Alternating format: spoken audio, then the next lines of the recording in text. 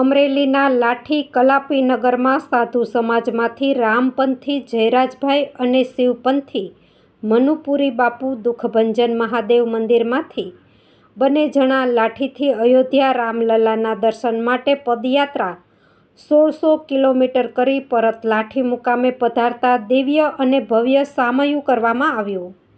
લાઠીના નગરજનોએ તેઓનું ફૂલહાર અને શાલ ઓઢાડીને સન્માન કર્યું, શુભેચ્છા પાઠવી। આ શોભાયાત્રામાં ભાઈઓ, બહેનો અને વેપારીઓએ ઉત્સાહ અને ઉમંગથી લાભ લીધો હતો। આ બંને વ્યક્તિઓને સહર્ષ બિરદાવીને મહાપુરુષને કોટી કોટી વંદન પાઠવીને ભાવ વિભોર કર્યા।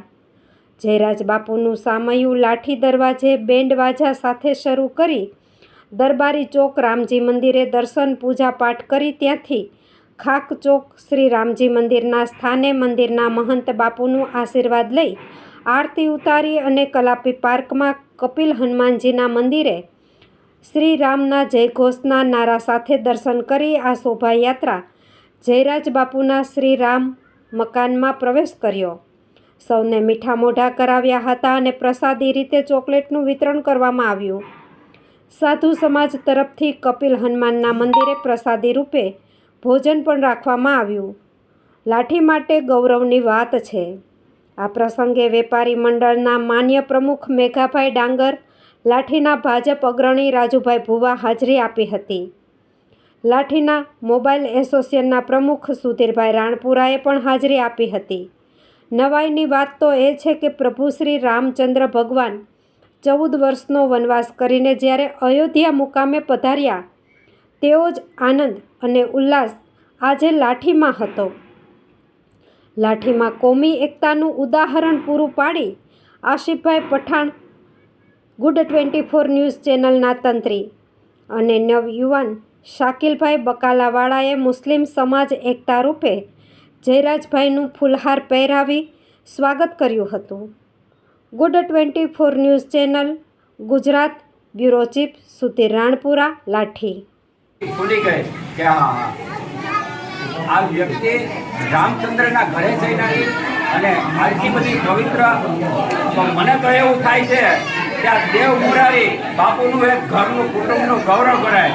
આજે દેવ મોરારી બાપુ જ્યાં છે ત્યાં એને ખરેખર એમ થશે કે ના ના, મારા સંતાને ભલે એનો પવિત્ર દેહ હતો, એ દેહ રૂપે એના આત્મા રૂપે ત્યાંથી આશીર્વાદ વરસાવતા છે તમારા સમાજના તો અને ગામ લોકોની તો શુભેચ્છા એને મળી જ છે। પણ સૌથી વિશેષ એના પિતાશ્રી ભલે આજ હાજર નથી, પણ એની હયાતી નથી, પણ એના પણ એને ખૂબ ખૂબ શુભેચ્છા મળી રહી છે। તમે જીવનની અંદર ખૂબ પ્રગતિ કરો બાપુ, અને ફરી ધંધાની અંદર, સમાજની અંદર અને દુનિયાની અંદર તમારું નામ થાય। આપણને તો ગર્વ લીધા જેવી વાત છે। આ કાંઈ જેવી તેવી પદયાત્રા નહોતી આની અંદર।